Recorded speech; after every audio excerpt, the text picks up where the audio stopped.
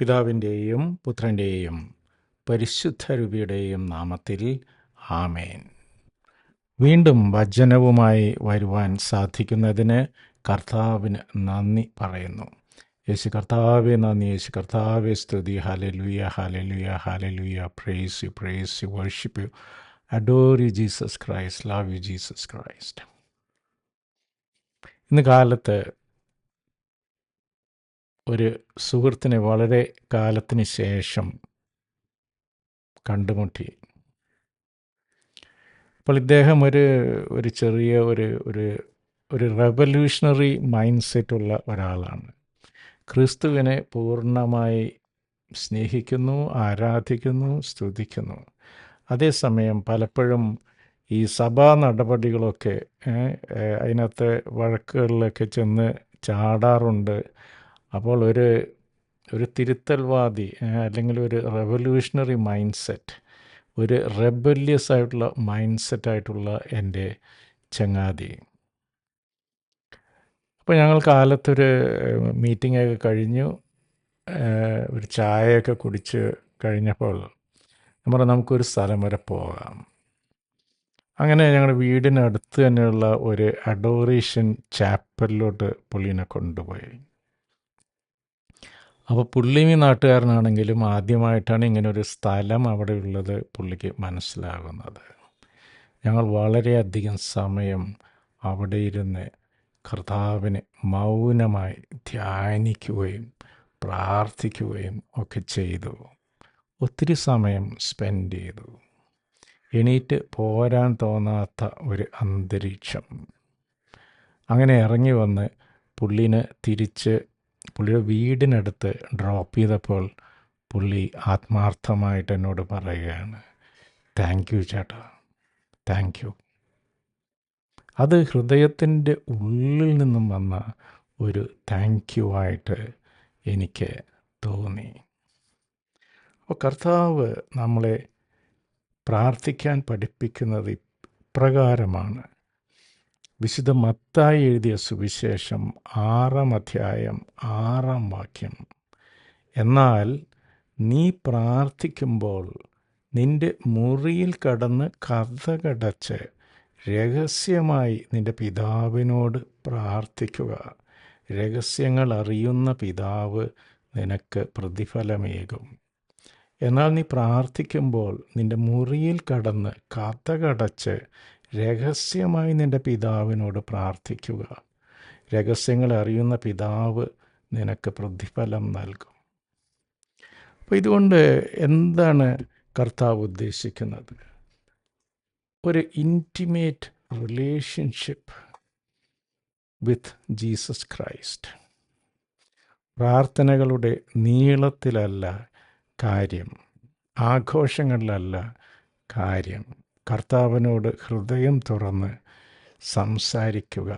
ആബാ പിതാവേ എന്ന ഒരു സ്ഥാനം കൊടുത്തുകൊണ്ട്, ഒരു മകൻ്റെയോ മകളുടെയോ സ്ഥാനത്ത് നിന്ന് ബാക്കിയെല്ലാം കൊട്ടിയടച്ച് ഈ ലോകത്തിൻ്റെ ശബ്ദ കോലാഹലങ്ങളിലും വ്യഗ്രതകളിൽ നിന്നെല്ലാം അകന്ന് കർത്താവിനോട് മൗനമായിരുന്ന് പ്രാർത്ഥിക്കുക. കണ്ണുകളടച്ച് ചെവി അടച്ച് പല വിചാരങ്ങളെയെല്ലാം നിയന്ത്രിച്ച് അപ്പൻ്റെ സന്നിധിയിൽ രഹസ്യമായി പ്രാർത്ഥിക്കുക. അപ്പോൾ നിൻ്റെ രഹസ്യങ്ങൾ അറിയുന്ന പിതാവ് നിൻ്റെ പ്രാർത്ഥന കേൾക്കും. അപ്പോൾ നമ്മുടെ പ്രാർത്ഥനകൾ വെറും ഭക്ത്യാഭ്യാസങ്ങൾ ആയി അധപതിക്കാതിരിക്കട്ടെ. ദൈവവുമായിട്ടുള്ള ഒരു അഗാധമായ ഒരു റിലേഷൻഷിപ്പ്, ഒരു സ്നേഹബന്ധം നമ്മൾ ഉടലെടുക്കട്ടെ. എല്ലാവർക്കും പ്രാപ്യനായ ദൈവമാണ് നമ്മുടെ കർത്താവ്. പലപ്പോഴും കർത്താവ് ക്രിസ്ത്യാനിയാണോ എന്നൊക്കെ ചോദിച്ചു കഴിഞ്ഞാൽ അതിന് ഉത്തരമില്ല. കർത്താവ് ക്രിസ്തു അനുയായിയാകുന്നത് എങ്ങനെ? കർത്താവ് എല്ലാവർക്കും വേണ്ടി ഈ ഭൂമിയിലേക്ക് വന്നവനാണ്. അവനെ ചില ചട്ടക്കൂടുകളിൽ ഒതുക്കാൻ ശ്രമിക്കുന്ന മനുഷ്യരുടെ കുടിലതന്ത്രങ്ങൾ നമ്മൾ മനസ്സിലാക്കണം.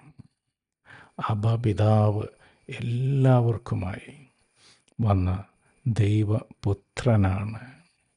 നമ്മുടെ അവസ്ഥ എന്തു തന്നെയായിരുന്നാലും, ഏത് വ്യവസ്ഥിതികളിൽപ്പെട്ടവരായിരുന്നാലും യേശു കർത്താവിനെ സമീപിക്കാൻ യാതൊരു തടസ്സവുമില്ല. ഒരുപക്ഷെ ചില വികൃതിക്കൂട്ടങ്ങളായ വിശ്വാസികളെ ആയിരിക്കണം കർത്താവിന് ഏറ്റവും ഇഷ്ടം. കർത്താവ് സമയം നോക്കി പ്രാർത്ഥിച്ചിരുന്ന ആളൊന്നുമല്ല.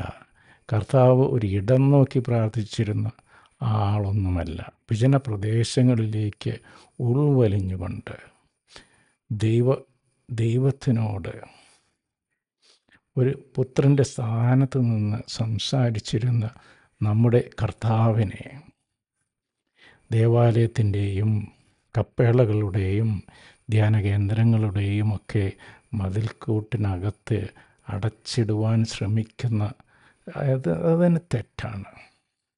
എവിടെയിരുന്ന് വിളിച്ചാലും വിളി കേൾക്കുന്നവനാണ് നമ്മുടെ പിതാവ്.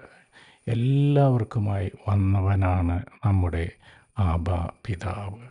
ആ ഒരു സ്വാതന്ത്ര്യത്തിലേക്കാണ് കർത്താവ് നമ്മളെ വിളിച്ചിട്ടുള്ളത്.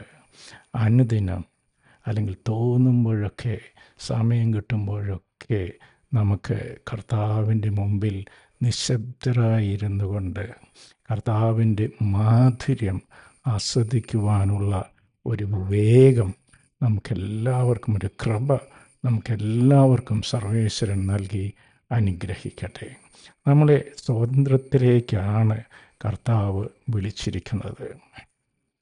ഏതെങ്കിലും ഒരു സഭയുടെയോ വിഭാഗത്തിൻ്റെയോ ഒക്കെ ചട്ടക്കൂടുകളിൽ ഒതുക്കേണ്ടതല്ല നമ്മുടെ പിതാവുമായിട്ടുള്ള ബന്ധം. ഈ ഒരു തുറവിയിലേക്ക് കർത്താവ് നമ്മളെ വിളിക്കുന്നു. നമുക്ക് നിരന്തരം കർത്താവിനോട് ചേർന്ന് നിൽക്കാം. കർത്താവിൻ്റെ മാധുര്യം നമുക്ക് ആസ്വദിക്കാം. ആമേൻ.